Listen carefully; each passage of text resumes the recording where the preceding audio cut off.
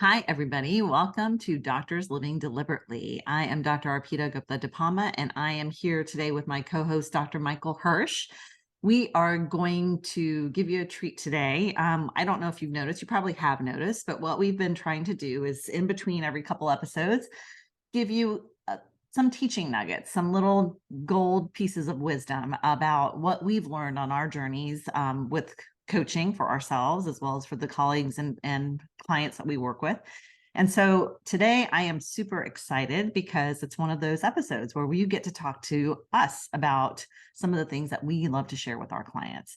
So Dr. Michael Hersh today is going to talk a little bit about arrival fallacy.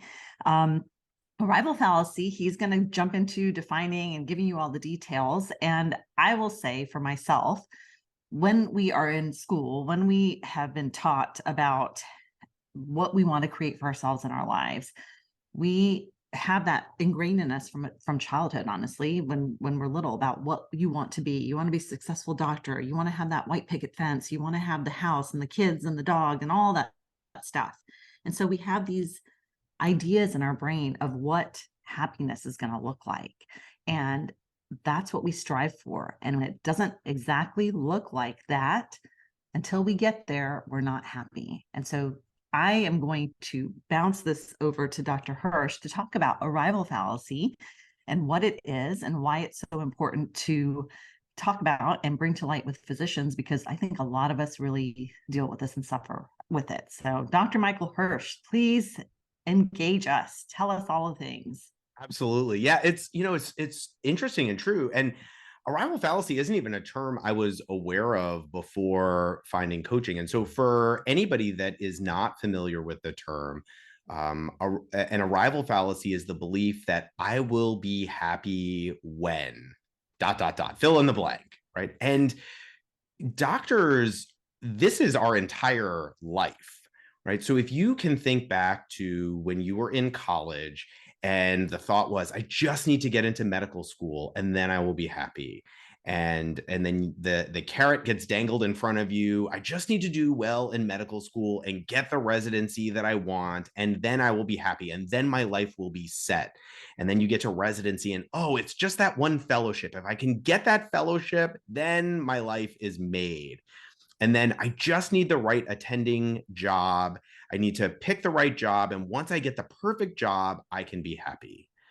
And I want to ask the listeners, did any of that work out as you had planned?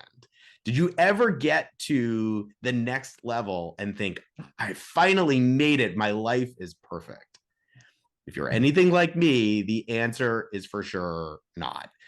Because every time you achieve that goal, you immediately create the next goal and you hang your happiness on that next goal. And that is what an arrival fallacy is. And oh my goodness, if my entire life was not built on arrival fallacies, one right after the other.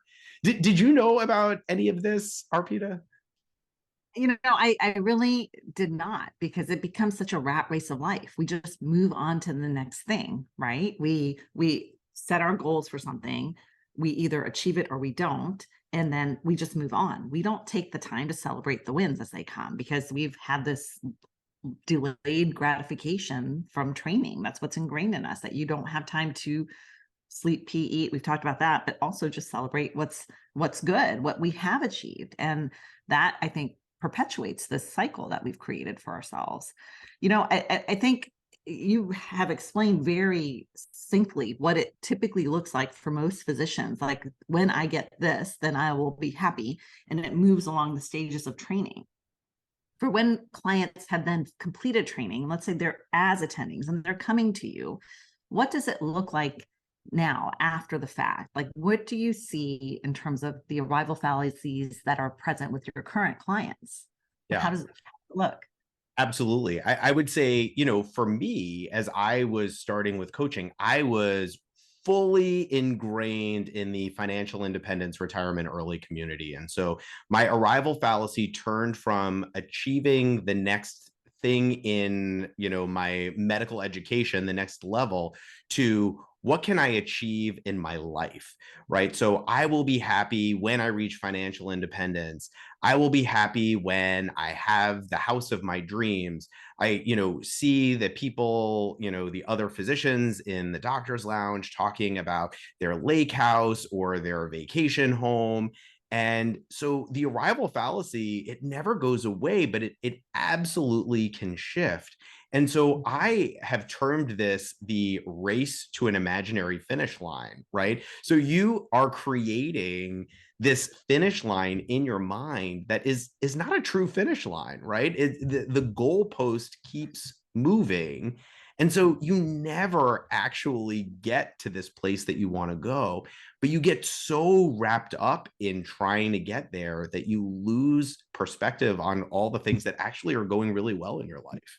Yeah, totally. And I see that happening. Like you said, it's this imaginary finish line that keeps shifting because we never just stay present in the moment and enjoy the wins. And it's interesting also that you said that. We hear about all these, real estate investment deals and like starting your own businesses, et cetera, all these different things. And I think it goes back to what truly brings you joy. What do you want, right? We don't want to just do it because the next person is doing it or because that's what is supposedly going to give me that happiness at the end. So what truly matters the most to you, I think is important, an important reflection most people need to do. Um, how do you start to combat this then? Like now we've recognized that this is an issue that a lot of people don't even have awareness around having. But once you've helped your clients kind of recognize that, what do you do with them then? What's next? Yeah. So one of the quotes that I have found that I really love is just there is not better than here, right? So we spend so much time focusing on the next thing that we completely lose sight of all the things that we have, right? So I mentioned for you personally that I was so focused on financial independence and early retirement, right? And I had completely lost sight of all of the amazing things that I had created for myself in the 10 years after, becoming an attending and completing my fellowship. I was living in a fantastic neighborhood in a house that I could only have dreamt of when I was in college or medical school, with my wife and my kids. And it was everything that if you had asked me in college or medical school, like, what do you want your doctor life to look like this was it. Yet I had completely lost the perspective and I was now focused on, like, well, how do I escape this life? Right? Like, how do I get myself to a point where I don't have to go to work anymore? And man, does that just kind of destroy all the joy? It is a complete and total joy vacuum. And you just get so lost in the rat race in trying to get there that you lose focus on all of the great stuff you've created for yourself. Yeah. I was interjecting. I got like excited for a minute because you mentioned like your wife and kids, and I was like, you better mention your wife and kids, right? Because that's so important. Like having the joy of being able to find that person for you and have kids, that's a huge part of it, right? And a lot of times we don't even recognize that we are lucky to have that too. But um And I the think and the I will say that the arrival fallacy takes you away from recognizing that, right? So when you spend so much time, when I was spending so much time focused on financial independence, I was working more. I was burning right. out faster. I was spending less time with my wife and my children. And when I take you back to what I wanted in my life, all I wanted was, the home with my wife and my children. And I had completely lost sight of that because I had refocused on the next goal. And so remembering that there is not better than here and taking a moment to really have some gratitude for the things that you've created in your life, man, is that kind of, for me, the biggest antidote to the arrival fallacy. Totally, totally. You know, and it's not to say that it's always perfect. Like we'll have dips where we go back and forth. I think we both have experienced that. But the point is being able to then even just recognize that and coming out of that to say, all right, it's been a rough couple of weeks. Let me refocus. What is important here? And how can I get back to what my true values and goals and desires are that truly will do bring me joy? Yeah. So I think part of that is also recognizing that where we are on our path is kind of where we're supposed to be, right? And a lot of times we spend our time comparing ourselves to what other people have or where other people are or what other people are doing. And that is really a thief of joy. Comparisonitis is a thief of joy, right? That's one of the quotes that we toss out there a lot. And that I think it's hard for people to recognize because we are in such a competitive field, competitive industry or career path, recognizing not only just with other physicians, but even just keeping up with the Joneses. It still kind of exists. Can you talk a little bit about that, and how you kind of tackle that from a mindset perspective? Yeah, so I know not everybody utilizes social media, but I have been in a lot of social media physician groups where you get to see people talking about all the things that they're doing and how they are financially independent at 35 with like $15 million and multiple cash flowing real estate properties and a business that they've built. And you're like, oh wow, I just I get in my car and I commute to the suburbs every day. And so it's so easy to look at what other people are doing, and then to make that a reflection on yourself, like, man, what did I do wrong? I've wasted all of this time. Why wasn't I doing these other things to create this stuff for myself? And taking a moment to recognize that that's what you're doing, is huge. And also remembering, as you were just saying, you're exactly where you're supposed to be. And you don't want to compare your beginning or middle to somebody else's end. Because if you spend all your time focused on somebody else's end, you never get out of first gear, right? You just are so focused on everybody else that you never spend any time to imagine for yourself, like, where could I go? Like, what if I started right now? And so the key is to stop comparing yourself and to really figure out, like, what do I want for myself and how do I make that a reality? Right. And I'll add to that. I'll offer that you mentioned social media. What you see, even if it's not social media, even if it's the neighbors across the street, what you see is not necessarily what's truly there. Right. And so it's going to be crappy. They're not, you're not getting the whole story. And so starting to have that awareness around, yeah, it all looks like it's amazing, rainbows and daisies and perfect. But I pretty much guarantee you there's 50% shit that's there too. And you're not seeing that. Nobody posts that. I think people now are becoming a little bit more comfortable posting the negatives and the downsides of what is happening in life along their journey. But the point is, you don't want to sit there comparing them to their end win because you don't A, know if it's true, and B, that might not be what is in alignment with what you want in the first place for yourself. And that's truly what matters the most, I think. And I think that's like going into the next point here of just what are our goals? Like, what do you truly want for yourself? How do you develop these endpoints that you've created for what's authentic and true to you? How do you work with your clients with regards to that, like developing their plan for what they want to do and maybe blocking out or busting out some of these beliefs that they have that are holding them back from doing so? Yeah. So I'm going to answer your question with a question. So if you were getting on a plane, you were just at the door and you were getting on the plane and you were walking past the cockpit and you heard the pilot say, I know we're supposed to go to San Francisco today, but I'm not really sure how to get there. But I'm sure we'll figure it out along the way. Would you get on that plane? Sure. No, not so much. So you would probably think twice before taking your seat on that plane. Yet this is how most of us live our lives every single day, right? So we just are like, I'm not really sure what I want in my life, but I'll figure it out. Like, as I go through my life, as I go through the motions, I'm going to figure out what I want. And the key here is that we need purpose-driven goals to create the life and the fulfillment in our lives that we all want. And so if you know that your pilot has a flight plan to get you to San Francisco, but there's some turbulence along the way, and then he or she decides, you know what, we're still headed to San Francisco, but I'm going to take a little bit of a detour around the turbulence so that we ultimately end up in San Francisco, you would be a lot more likely to get on that plane.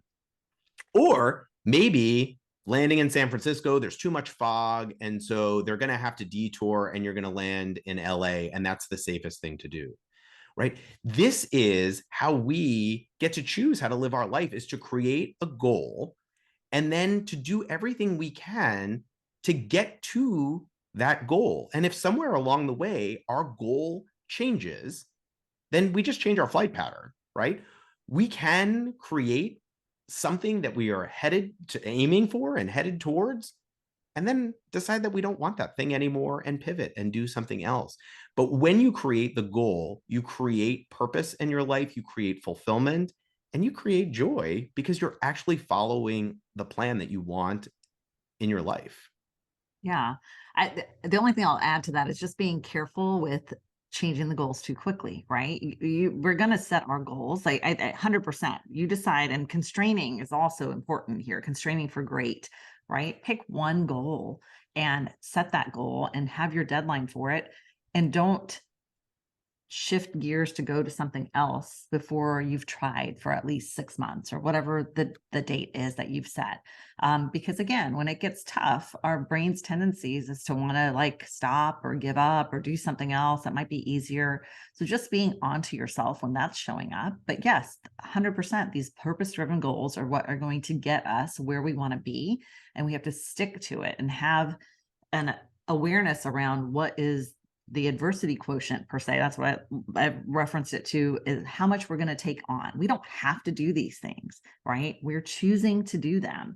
So what level of adversity am I willing to take on? They're optional, but I'm going to do it because I know ultimately it's going to get me to where I want to be.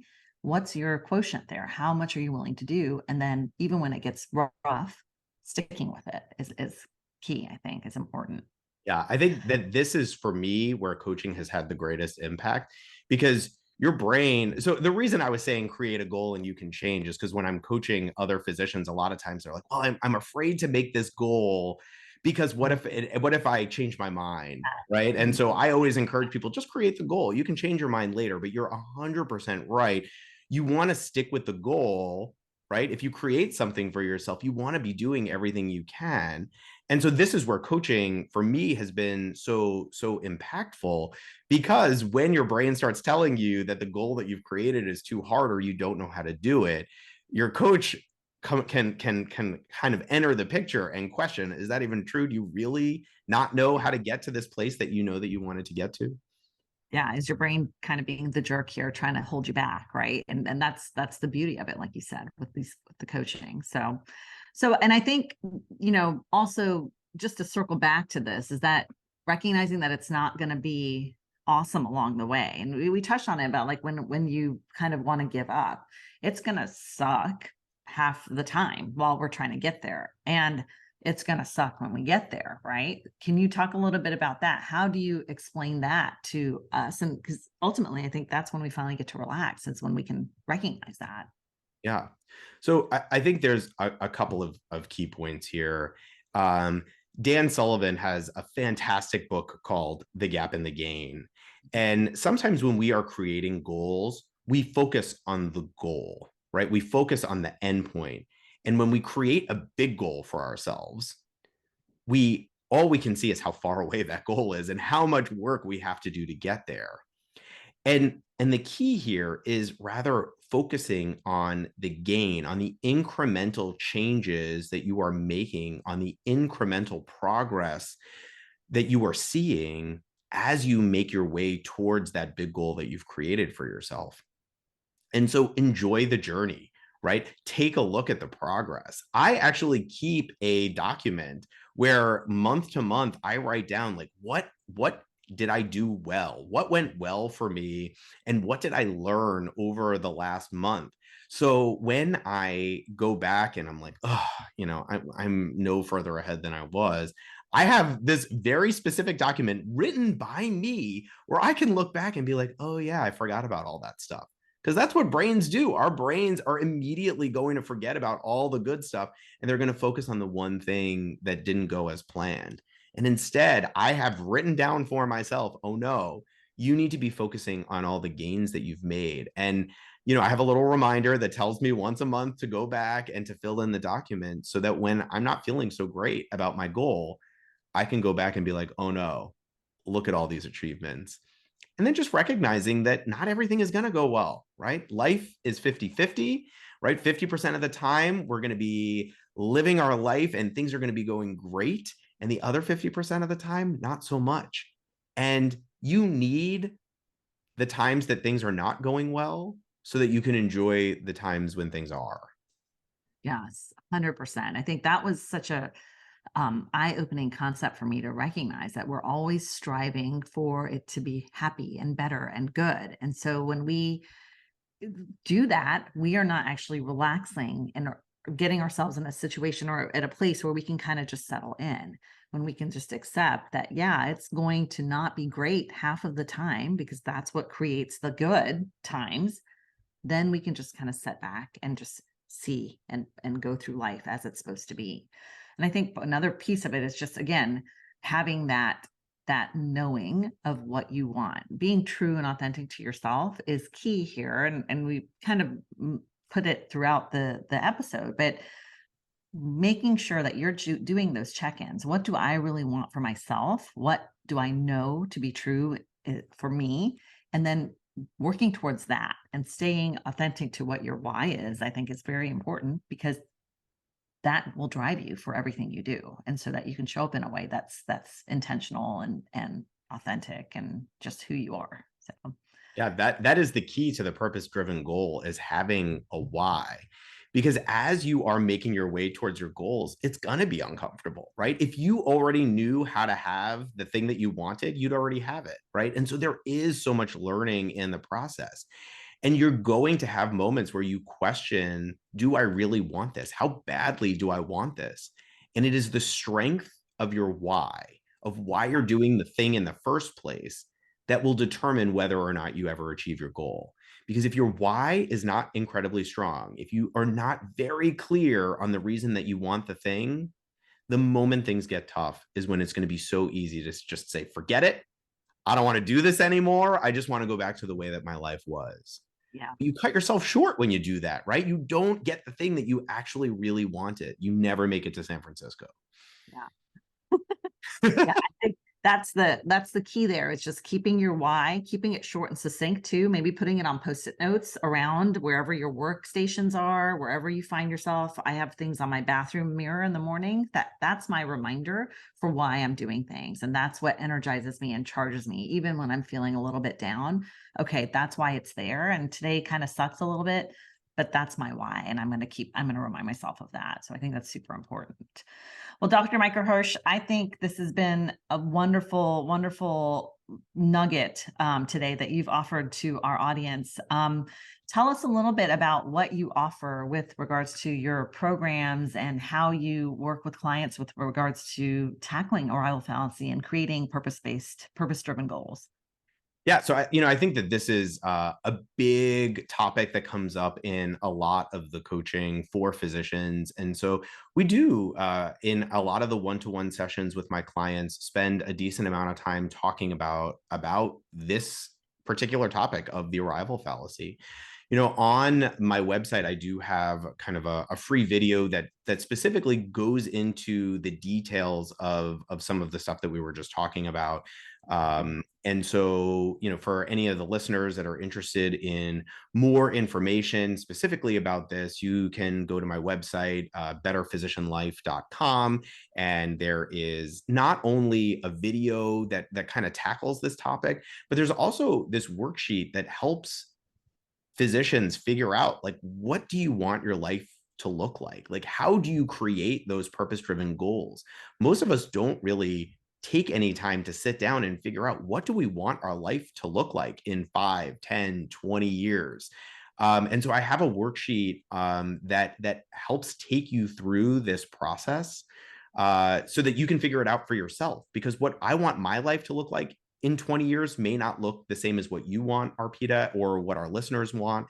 And so sitting down and creating the life that you want intentionally right now is going to help you to direct kind of the choices moving forward that you make towards achieving your goals. And then, so I offer one-to-one coaching for physicians where we can tackle these issues directly, one-to-one, and help you to really figure out what are your goals and how do we get you there.